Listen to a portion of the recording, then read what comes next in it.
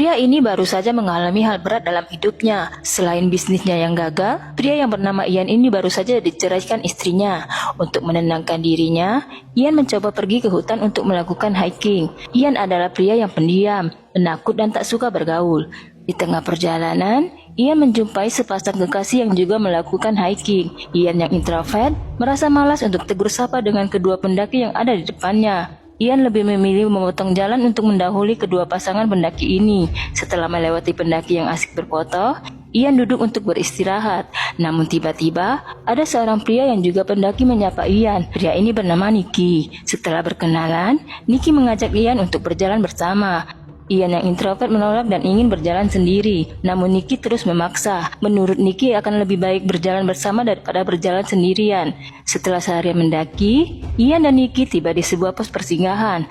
Ternyata di pos ini sudah ada sepasang pendaki yang Ian temui saat di jalan. Pasangan ini ternyata sedang berbulan madu. Sang pria bernama Austin dan wanita ini bernama Monica. Ian yang tak suka bergaul memutuskan untuk meninggalkan para pendaki di pos ini. Ian lebih nyaman berjalan sendiri daripada berjalan dengan orang yang baru ia kenal.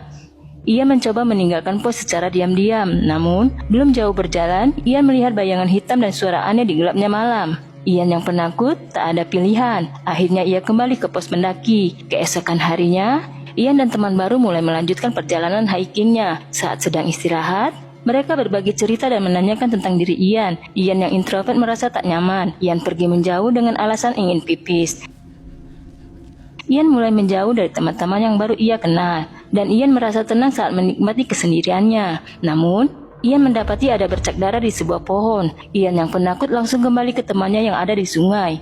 Teman baru Ian tak menanggapi serius saat ia menjelaskan bahwa Ian baru saja menemui darah di pohon. Akhirnya mereka melanjutkan perjalanan untuk menuju pos selanjutnya. Namun Ian merasa ada yang mengikuti mereka. Lagi-lagi teman Ian tak mempercayai apa yang Ian lihat. Mereka pun melanjutkan perjalanan dan Ian yang penakut diminta berjalan di depan. Akhirnya rombongan ini pun tiba di pos peristirahatan kedua. Namun Ian melihat ada sebuah tas di pos ini. Sepertinya ada orang lain juga menginap di pos ini.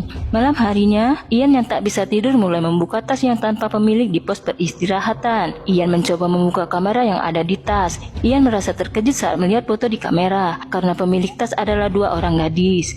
Dan ada Nicky di foto kedua gadis ini. Tampak foto diambil beberapa hari yang lalu. Dan Nicky ternyata sudah ada di hutan ini sejak beberapa hari yang lalu. Ian mulai curiga dan bertanya-tanya, siapakah Nicky? Dan kemana dua gadis pemilik tas ini? Nah, penasaran kan? Lanjut part 2 ya guys.